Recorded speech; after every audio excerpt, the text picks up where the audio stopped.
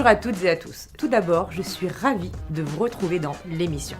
Merci infiniment d'être toujours plus nombreux à suivre chaque numéro de votre talk show digital entièrement dédié à l'emploi. Aujourd'hui, nous allons parler formation professionnelle et reconversion. C'est un sujet qui nous concerne tous, tout au long de notre carrière. Pour évoluer, pour changer de métier, pour transformer une passion en reconversion. Mais on le sait, la formation est un sujet complexe, limite un peu opaque. Vous êtes un peu perdu, rien d'anormal à ça. Le système de formation en France implique beaucoup d'acteurs très différents, tant en matière de financement que d'accompagnement. De quoi s'y perdre. Alors comment ça marche ? Qui peut se former ? Qui finance le système de formation ? Parce que parfois on a vraiment besoin de se faire un dessin. Voici notre My Life. Que vous soyez demandeur d'emploi ou en activité, la formation vous permet de vous reconvertir, d'évoluer ou de mettre à jour vos compétences. La formation, comment ça marche ? En France, la formation professionnelle est un droit individuel. Au même titre que la couverture santé, c'est un outil majeur à la disposition de tous. Salariés, indépendants, chefs d'entreprise ou demandeurs d'emploi. Elle permet de se former tout au long de son parcours professionnel pour développer ses compétences et accéder à l'emploi. Qui finance la formation professionnelle ? Les entreprises d'abord. Elles en ont l'obligation, quelle que soit leur activité ou leur statut juridique. Le montant de leur contribution dépend de leur nombre de salariés. Leur cotisation est collectée chaque année, en partie par les OPCO. Les régions ensuite. Tous les ans, elles définissent leurs orientations budgétaires avec un objectif. Financer les formations dans les métiers qui recrutent localement. L'État est le troisième contributeur.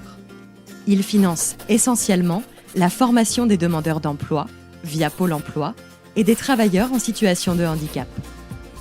L'Union européenne, enfin, contribue au financement de la formation professionnelle via le Fonds social européen. Qui a le droit à la formation ? Tout le monde, salariés du privé ou de la fonction publique, jeunes avec ou sans qualification, demandeurs d'emploi. Il existe des organismes spécifiques pour les personnes en situation de handicap et les travailleurs indépendants. Le droit à la formation est universel et s'adresse à tous. On y voit toujours plus clair avec un bon dessin. Alors maintenant qu'on sait à peu près qui fait quoi et avant de vous livrer tous les conseils nécessaires à la réussite de votre projet de formation, nous sommes allés à votre rencontre. Qui peut financer une formation ? Qui a le droit de se former ? Quels sont, selon vous, les critères de financement d'une formation ? Nous vous avons posé la question, crise sanitaire oblige, lors d'un nouveau concept de micro-trottoir digital 100% inédit. Vous voyez bien, vous entendez bien, tout est bon ? Alors, il me semble que non, justement. Pour moi, oui. Je pense, du coup, moi je suis salarié, je sais pas si... Ça dépend s'il veut, mais si tu travailles et tu veux faire une formation en même temps, peut-être, j'imagine.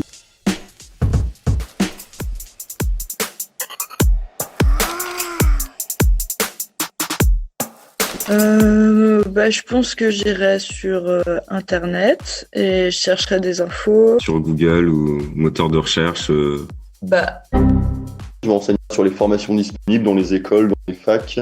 Et ouais, je pense que j'irai voir sur tout ce qui est site de région, site de mairie, site du gouvernement. Je sais que moi, quand j'habitais à Bruxelles, c'était à Pôle emploi, enfin à Actiris. Donc j'imagine que je demanderai à Pôle emploi.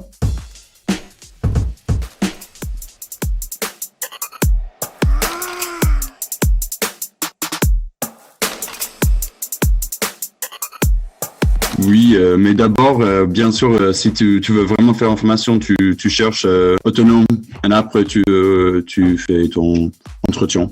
Oui, il me semble que oui. Enfin, ou du moins, j'espère, en tout cas, si c'est pas le cas, ça serait bien. Je pense qu'ils doivent avoir un annuaire avec toutes les formations disponibles et qui correspond à mes attentes, etc.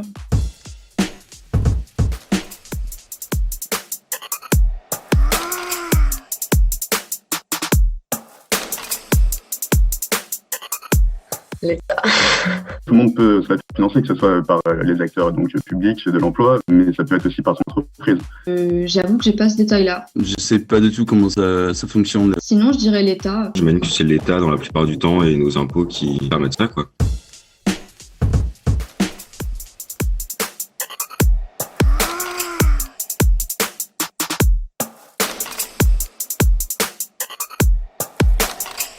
C'est la lettre C, la lettre P et la lettre F. F, c'est pour français. CPF, tout pour la formation. Le P, peut-être pour projet. CPF, cotisation personnelle de formation. C'est machin, contrat ou compte professionnel de formation, non? C'est un truc comme ça. Alors peut-être avec une petite définition, ça m'aiderait. Je sais pas du tout.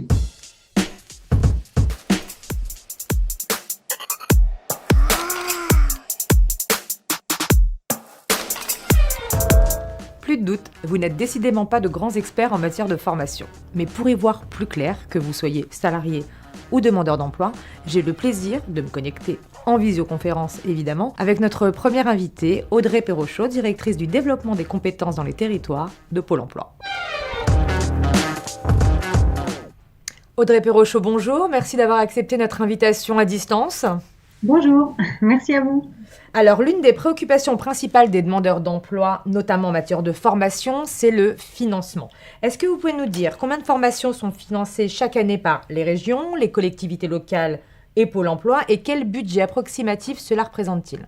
Oui, le financement d'une formation, c'est très important. Il y a beaucoup d'argent qui est mis sur la table, puisque en particulier avec le plan d'investissement dans les compétences, 15 milliards d'euros sont mis à disposition sur 5 ans pour financer des formations pour les demandeurs d'emploi et permettre en particulier à ceux qui n'ont pas de diplôme de pouvoir se former et obtenir un diplôme pour, évidemment, c'est ça le but, trouver plus facilement un emploi.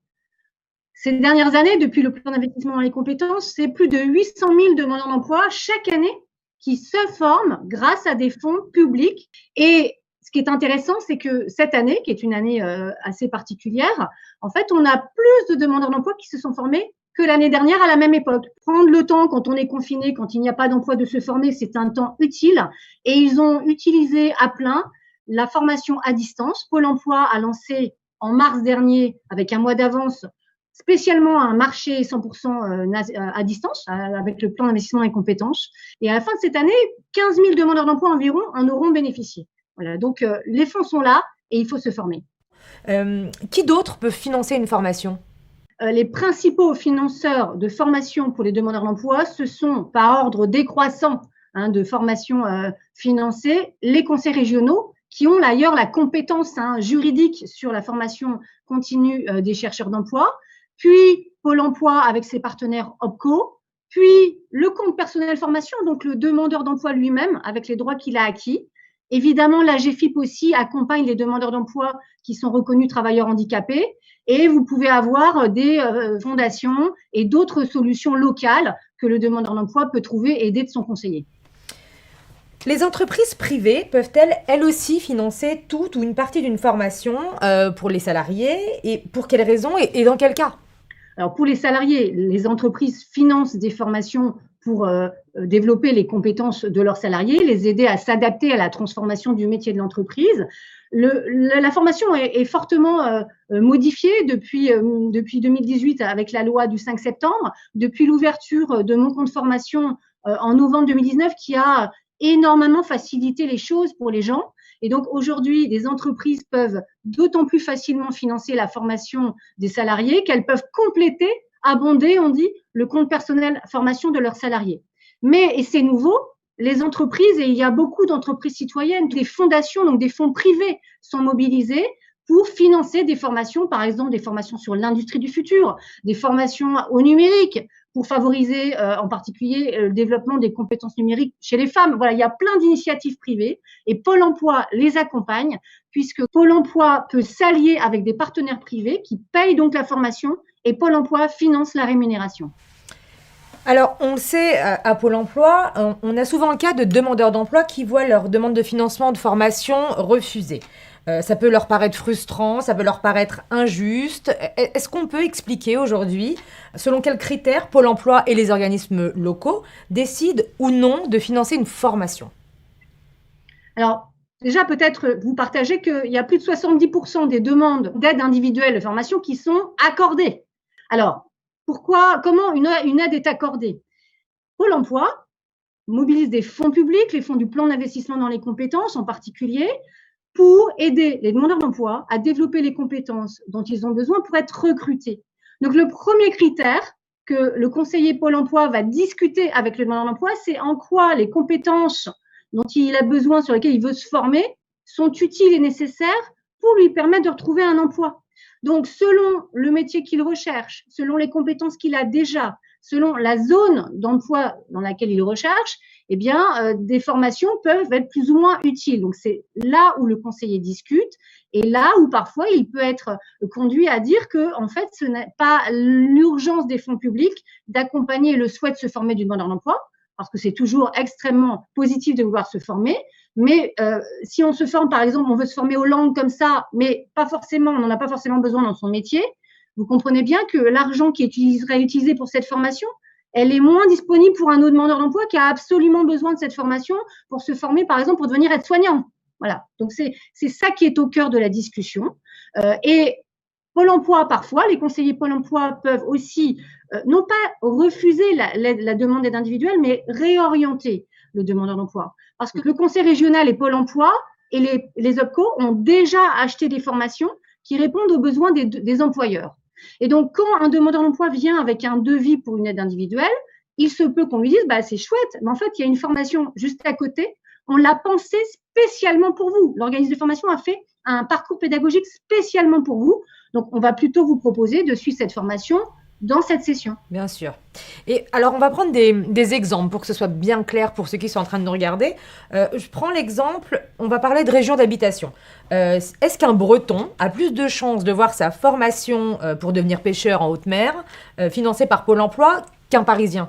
Alors, on ne réfléchit pas sur des zones géographiques, ça dépend, comme je vous le disais, du projet du demandeur d'emploi. Donc, si le Breton, il est passé à Paris, ou quelqu'un qui n'était pas breton, qui est à Paris, qui a une mobilité géographique, parce que voilà, on ne peut pas se faire ce métier n'importe où. Hein.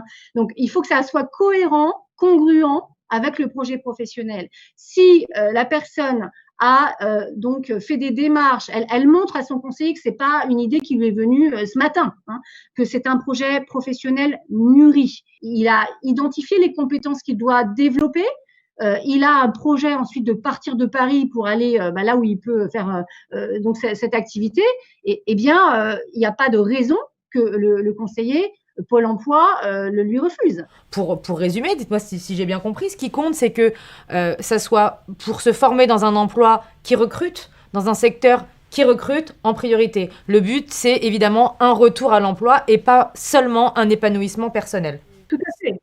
Très bien. On sait qu'il est possible d'être rémunéré lorsque l'on suit une formation, mais on sait aussi que les dispositifs sont nombreux, souvent, parfois, un peu complexes. Est-ce que vous pouvez nous éclairer sur ce sujet ? Alors, en effet, la plupart du temps d'ailleurs, hein, quand un demandeur d'emploi se forme, il perçoit une rémunération. Alors ensuite, comment ça se passe ? Si le demandeur d'emploi perçoit les allocations chômage, comme on dit, hein, l'allocation retour à l'emploi, voilà, il peut suivre une formation, quel qu'en soit le financeur, et il va être rémunéré. Si le demandeur d'emploi ne perçoit pas l'allocation chômage, il est par exemple bénéficiaire du RSA ou il est dans une autre situation, alors quand il va rentrer en formation, il peut percevoir une rémunération, donc il va être versé soit par Pôle emploi, soit par le conseil régional. Si c'est une formation qui est achetée ou financée par Pôle emploi, systématiquement, le demandeur d'emploi percevra une rémunération, à part quelques exceptions de formation. Par exemple, il n'y a pas de rémunération pour les formations au permis B. Si le demandeur d'emploi se forme avec une formation achetée par le conseil régional, la plupart du temps, il peut percevoir une rémunération, mais parfois, le conseil régional peut n'a pas avoir prévu que cette formation ouvre à la rémunération. Et donc, le conseiller est là pour apporter le complément d'information. C'est beaucoup plus clair comme ça. Merci beaucoup Audrey Perrochot d'avoir accepté de répondre à nos questions et à très bientôt. Merci à vous. Merci. Au revoir, à bientôt. Que vous soyez salarié ou demandeur d'emploi, vous pouvez financer vous-même votre formation grâce à votre compte personnel de formation, le CPF. En tant que demandeur d'emploi, si vos droits CPF sont insuffisants pour financer votre formation intégralement, Pôle emploi peut, dans certains cas, vous accorder un financement complémentaire. C'est ce que l'on appelle l'abondement. Comment ça marche ? Quelles sont les conditions pour en bénéficier ? Toutes les réponses en 1 minute avec Arnaud, c'est notre Minute Stories. Bonjour à tous, Arnaud Cuvelier, agent Pôle emploi à Paris, et aujourd'hui je suis là pour vous parler du CPF. mon compte personnel formation. Pourquoi personnel? Parce que ce compte vous suit tout au long de votre vie professionnelle et ce, quelle que soit votre situation. Et personnel aussi parce que vous pouvez l'utiliser quand vous le souhaitez, au moment où vous le souhaitez. Mon CPF est ouvert pour tout actif, dès 16 ans. Que vous soyez salarié, demandeur d'emploi, indépendant, vous avez un compte CPF. Et depuis le 1er janvier, c'est une dotation de 500 € par an dans la limite de 5 000 €. Et si vous êtes demandeur d'emploi sans qualification et ou demandeur d'emploi salarié, travailleur reconnu, travailleur handicapé, vous pouvez bénéficier de 800 € dans la limitation de 8 000 €. Comme vous le savez, si la formation est indispensable pour conserver un bon niveau d'employabilité ou pour se reconvertir professionnellement, toutes les formations ne sont pas éligibles au CPF. Il faut absolument vérifier l'éligibilité de ces formations sur mon compte formation. Alors me direz-vous, une fois que j'ai trouvé la formation qui me convient, elle est éligible, que dois-je faire ? Plusieurs situations s'offrent à vous. Soit vos droits CPF couvrent l'ensemble du coût de la formation et dans ces cas-là, vous vous inscrivez, vous validez l'inscription et hop, vous partez en formation. Ou alors, vos droits CPF ne couvrent pas la totalité du coût de la formation et dans ces cas-là, deux solutions s'offrent à vous. Soit effectivement, vous pouvez compléter via votre carte bleue, idem, vous rentrez en formation. Soit vous ne pouvez pas pour diverses raisons et dans ces cas-là, vous pouvez demander ce qu'on appelle un abondement à Pôle emploi pour que Pôle emploi prenne ce qu'on appelle le reste à charge sur votre formation. Dans ces cas-là, il faut cliquer sur le bouton « Demander un abondement à Pôle emploi » et sous 10 jours, vous avez une réponse du conseiller Pôle emploi à votre demande. Il est fortement conseillé quand même d'avoir validé avec lui un peu en amont le projet de cette formation, mais si ça correspond déjà à des choses que vous avez déjà entrepris avec lui, pas nécessairement. En tous les cas, je vous souhaite à tous une très bonne formation. Pensez que vous pouvez faire ces formations à tout moment, que ça peut être le soir, le rythme aussi. Choisissez bien le rythme de votre formation, il y a forcément une formation qui vous convient. Bonne réussite à tous et prenez soin de vous. Merci beaucoup Arnaud pour ces précieuses informations. Alors, formation non financée, conseils mal ciblés, orientation inadaptée et j'en passe. Lorsqu'il s'agit d'évoquer Pôle emploi sur les réseaux sociaux, les croyances et les préjugés vont bon train. Mais sont-ils toujours exacts? On vérifie par nous-mêmes, c'est notre rubrique Info Intox.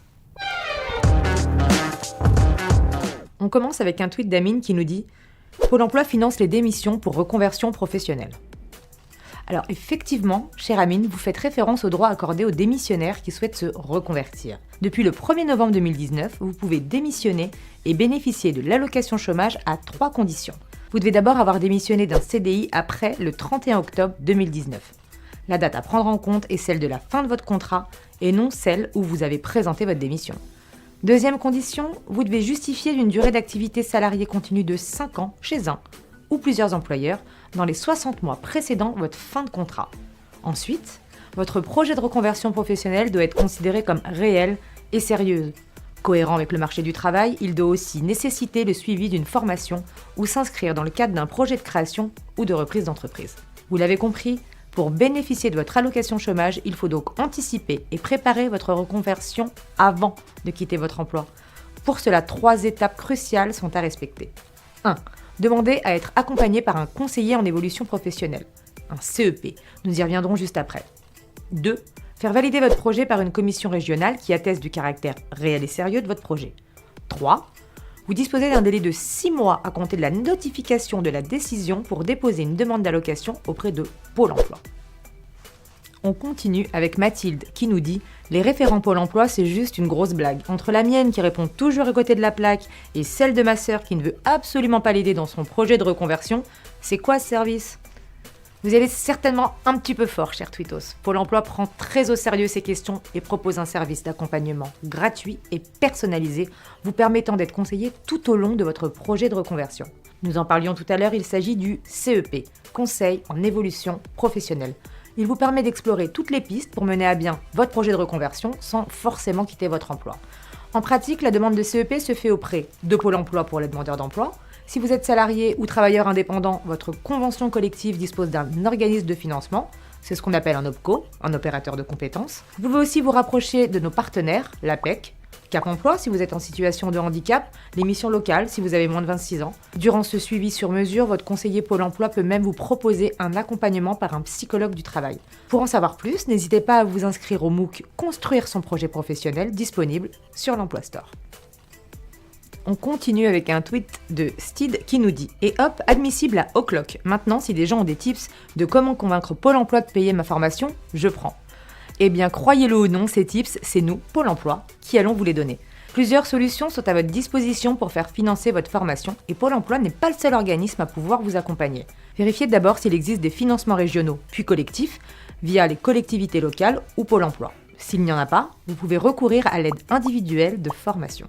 Dans ce cas, votre demande sera soumise à un examen sur dossier. L'objectif, en vérifier la pertinence en matière de retour à l'emploi. En tant que demandeur d'emploi, votre interlocuteur reste votre conseiller Pôle emploi. C'est lui qui validera votre projet de formation et qui vous aidera à trouver les bons modes de financement. Autre source de financement possible, le CPF.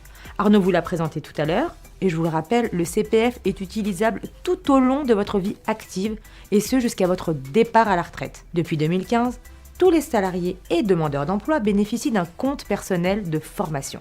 Mais quelle que soit votre formation et votre mode de financement, restez vigilants. Ne versez jamais d'art de droit d'inscription à un organisme de formation sans vous être assuré des possibilités de prise en charge financière de vos frais et de la rémunération que vous percevrez. On continue avec Wafou qui nous dit « Ah, Pôle emploi vient de me confirmer que je toucherai les allocations de formation pendant toute la durée de celle-ci. Je suis financièrement sauvée. Merci Pôle emploi. » Mais de rien, cher Twittos, c'est en plus de me faire vraiment plaisir, vous me donnez l'occasion de faire le point sur les conditions de rémunération de Pôle emploi pendant une formation. Premier cas, vous êtes indemnisé par Pôle emploi. Si votre formation dure plus de 40 heures ou si ces modalités d'organisation ne vous permettent pas de rechercher simultanément un emploi, votre allocation devient une allocation de formation versée dans la limite de vos droits. Deuxième cas, votre formation se poursuit au-delà de la durée de vos droits à l'indemnisation. Vous pouvez alors bénéficier de la rémunération de fin de formation à condition qu'elle vous permette d'acquérir une qualification reconnue par un diplôme ou un titre à finalité professionnelle ou d'accéder à un emploi d'un secteur dans lequel il est difficile de recruter. Troisième cas, vous ne touchez pas d'allocation de retour à l'emploi. Vous pouvez percevoir la rémunération des formations de Pôle emploi à condition de suivre une formation financée par Pôle emploi. Son montant varie selon votre situation et la durée hebdomadaire de votre formation. L'allocation spécifique de solidarité formation vous permet également de maintenir votre allocation de solidarité spécifique pendant votre formation lorsque celle-ci n'est pas financée par Pôle emploi. Elle peut vous être accordée sous condition si vous arrivez au terme de vos droits. Dernière rémunération possible si vous ne percevez pas d'allocation, la rémunération publique des stagiaires, RPS. Elle vous permet de percevoir un revenu pendant une formation suivie dans le cadre de stages agréés par l'État ou la région. Son montant varie selon votre situation et la durée hebdomadaire de la formation. Et maintenant un tweet de Regan qui nous dit « Ok, le plan est le suivant. Je passe mon permis, je me renseigne sur les formations et si je peux me les faire payer par Pôle emploi. Je fais ma formation pour voir si ça me plaît. Je demande à ma sœur de m'aider à me faire une clientèle et je domine le monde. » Alors, joli plan de carrière, Regan. Mais si vous le permettez, juste un détail, il vaut mieux savoir avant d'entrer en formation si le métier vous plaît ou pas. Alors faisons un rapide focus sur la recherche de formation. Vous ne le savez peut-être pas, mais Pôle emploi met à votre disposition 2 services afin de vous aider à trouver la formation qui vous correspond. Le premier, accessible depuis l'Emploi Store, son nom, la bonne formation. Il vous permet en quelques clics de repérer les formations proposées dans votre région et dans votre futur métier. La bonne formation vous renseigne également sur comment financer votre formation en fonction de votre profil. Second service, l'application mobile Ma Formation. Elle vous permet de trouver une formation adaptée en répondant à un quiz, de visualiser le détail des formations proposées, de contacter l'organisme de formation, mais aussi d'ajouter des formations de votre choix en favori, de les visualiser, d'aller sur votre compteur CPF, enfin, de quoi faire le bon choix rapidement et sereinement. Et pour ce qui est de dominer le monde, je vous le souhaite, bon courage. Pour terminer, un tweet de Moifré qui nous dit « Il existe une formation Pôle emploi pour les reconversions qui dure plusieurs mois et permet de choisir après plein de tests. Je cherche le nom, la vieillesse, ce naufrage. » Permettez-moi de donner un petit coup de pouce à votre mémoire. La formation à laquelle vous faites référence, c'est l'atelier Actif Projet. Il s'inscrit dans le cadre du Conseil en évolution professionnelle, le fameux CEP de Pôle emploi, que nous avons évoqué tout à l'heure. Son but, c'est d'élaborer un ou plusieurs projets professionnels avec l'appui d'un expert de l'orientation. Actif Projet s'adresse à tous les demandeurs d'emploi, qu'ils aient une piste de reconversion professionnelle bien identifiée ou non. Pendant 8 semaines, vous serez accompagné par un psychologue du travail de Pôle emploi ou par un organisme prestataire. Nous l'avons vu, la formation professionnelle joue un rôle fondamental dans la réussite et l'évolution d'un parcours professionnel. Pour les spécialistes du recrutement, la formation permet d'intégrer des profils sur mesure dans certains métiers techniques et de faire progresser, voire réorienter, des salariés déjà en poste. Afin de faire le plein de conseils auprès d'un recruteur, j'ai le plaisir d'accueillir, par visioconférence toujours, Emmanuel Germani, DRH et DSI de la marque de prêt-à-porter au style bien trempé, Caporal. Autant vous dire que notre invité du jour s'y connaît en termes de recrutement. La formation professionnelle et la reconversion sont ses sujets du quotidien. On se connecte ? Emmanuel Germani, bonjour. Merci d'avoir accepté notre invitation en visio. Bonjour. Alors, première question, quel type de profil recrutez-vous chez Caporal et avec quelle méthode de recrutement ?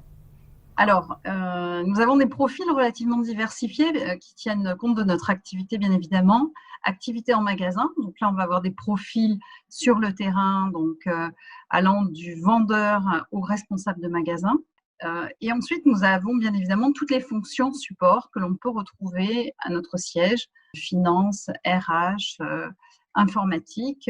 Nous avons aussi des profils commerciaux et marketing. Et bien évidemment, dans notre cœur de métier, il y a la mode.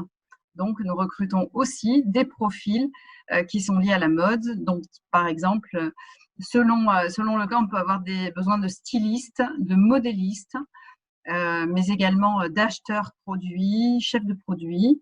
Voilà, donc autant de fonctions qui sont plus spécifiques et qui vont nécessiter là des formations un peu pointues.